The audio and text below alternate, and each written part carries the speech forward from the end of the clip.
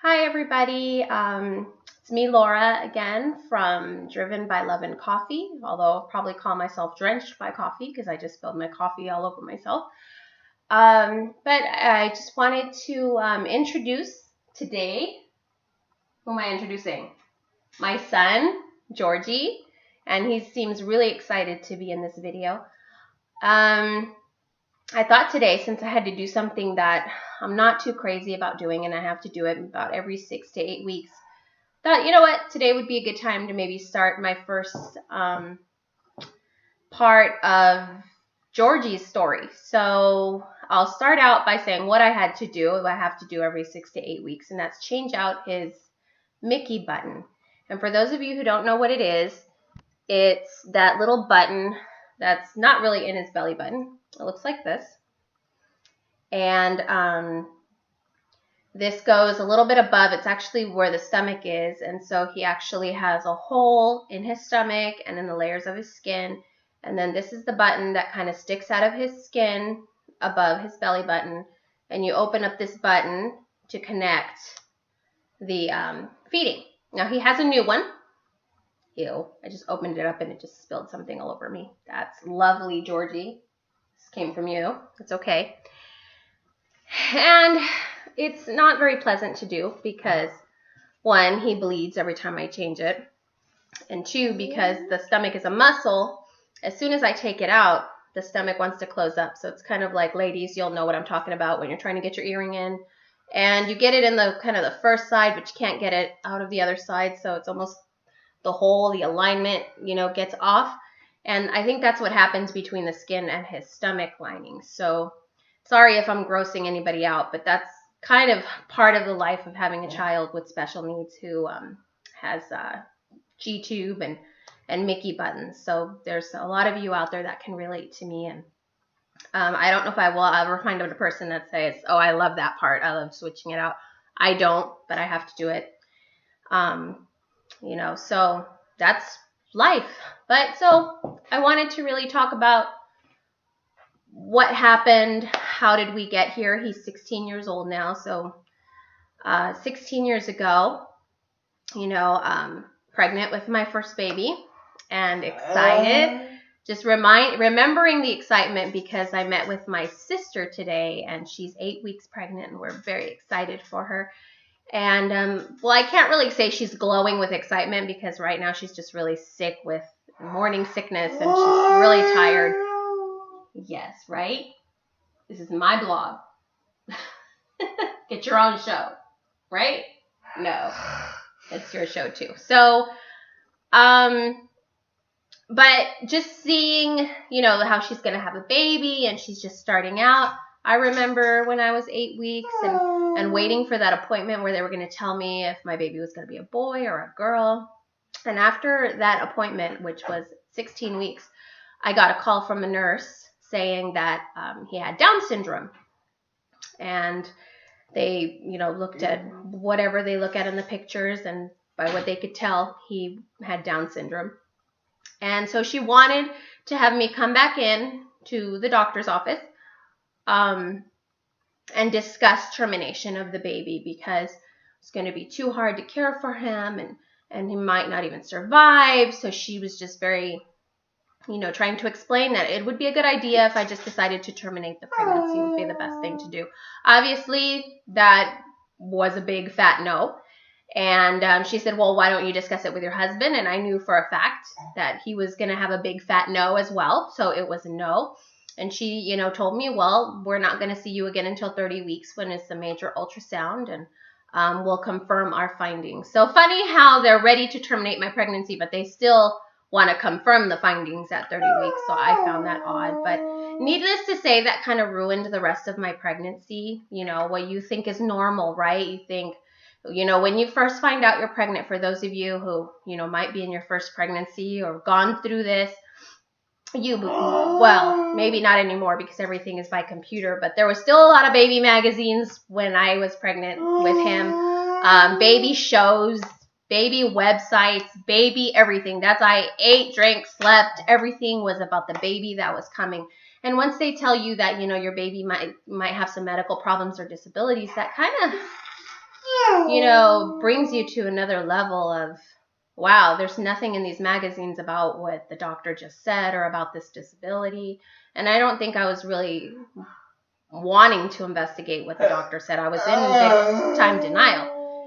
And so the pregnancy, needless to say, was long and scary, thinking that, you know, I was going to have a son with Down syndrome. And so long story short, we get to our 30-week appointment. My husband and I go. We have, you know, friends and family praying for us and to go to this appointment. And so I get there and we thought, okay, you know, it is what it is. God is going to help us through this.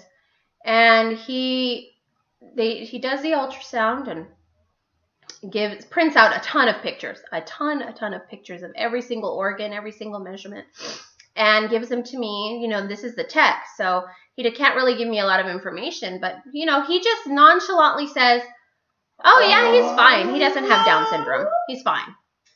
Just like that. So, of course, I was ecstatic and happy and relieved and thought, oh my gosh, what if I would have listened to that nurse and terminated my pregnancy? And even though, I mean, whether my baby had Down syndrome or not, there was no plan of terminating my pregnancy whatsoever. But, you know, some people actually do terminate their pregnancies with the thoughts that the baby's going to have problems, and it ends up being false. So that's really sad. Anyways, the tech then sends me to the 4th floor to the labor and delivery room, which I found quite odd. Didn't say a word to me. Try to speed this story up a little bit. We were in that room with nurses coming in and out, but not giving me much information. One finally, you know, she handed me a gown after about 2 hours of waiting there and just telling me, wait for the doctor, wait for the doctor. We had already been there 2 hours. And the one nurse comes in scolding me. Why am I not laying down? I need to have a baby fetal monitor on, and I need to have a hospital gown on. You know this is your story, don't you? This is your special story? Are you helping me tell it? Yes. And so finally, 3 hours into wondering what is going on, because every time we ask, can somebody please tell us what's going on? Okay, we'll go get the doctor. And another nurse comes in and says, he'll be in here in a minute. And they just had us dragging on for about 3 or 4 hours. Finally, the doctor comes in and says, you know, your baby, there's no more fluid in the placenta, and your baby needs to be born tonight. Now, at this point, this is 30 weeks. And I couldn't believe it. I mean, we went from 1 minute from the tech telling us everything is fine, he doesn't have Down syndrome, to your baby is dying and he needs to come out now. And I was in shock. I remember my husband leaving the room, I guess, to make some phone calls to get people praying, and I didn't know what to think. So the doctor, what he decides, he says, well, we're going to go ahead and give you something to start labor, and they do that, and some small contractions, no big deal, happen, and they stopped him immediately, said your baby's heart rate has stopped just with that first contraction, so we're doing emergency C-section. They do emergency C-section on me. He's born 1 pound, 15 ounces. I am going to share pictures, baby pictures of him on my blog, on my website, on drivenbyloveandcoffee.com.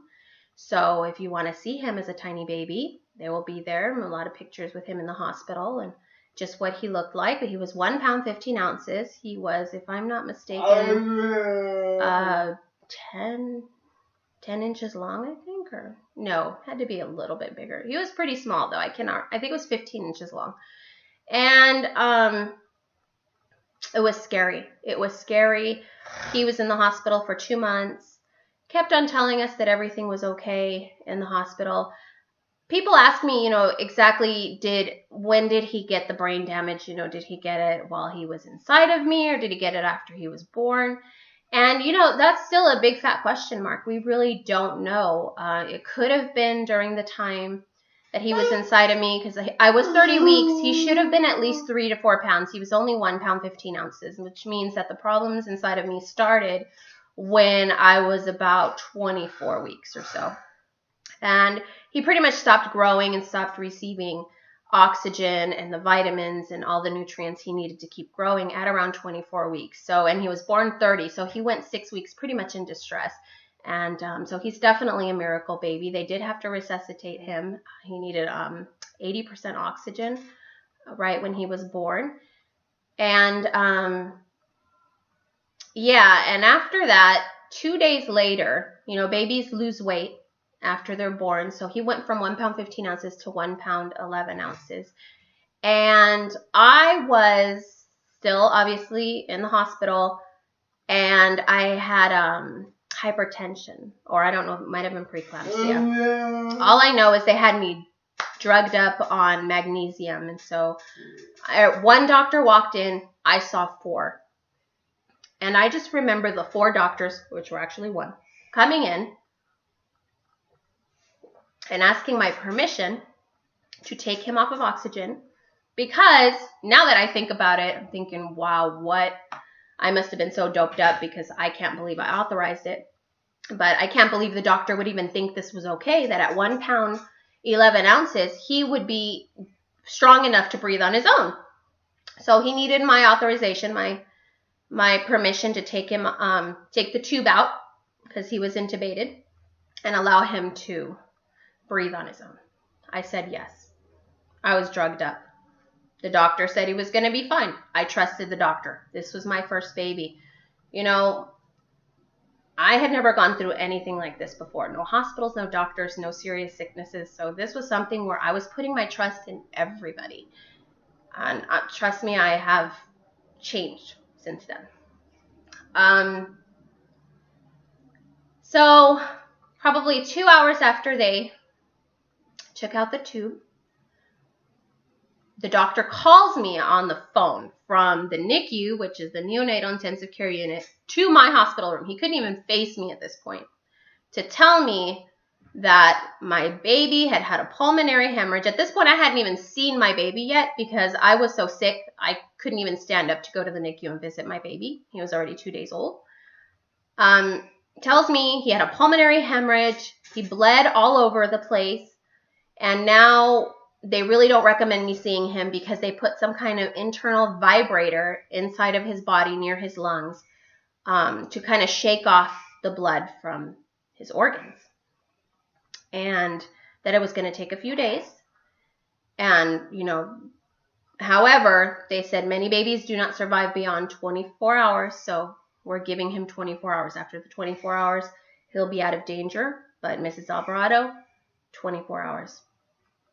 I couldn't believe it. I thought, oh my gosh, my baby's going to die, you know. And this doesn't bother him that I tell this story. I asked his permission if I could talk about him and his amazing, dramatic, one-of-a-kind entrance into this world. And he definitely made an entrance. Definitely made an appearance.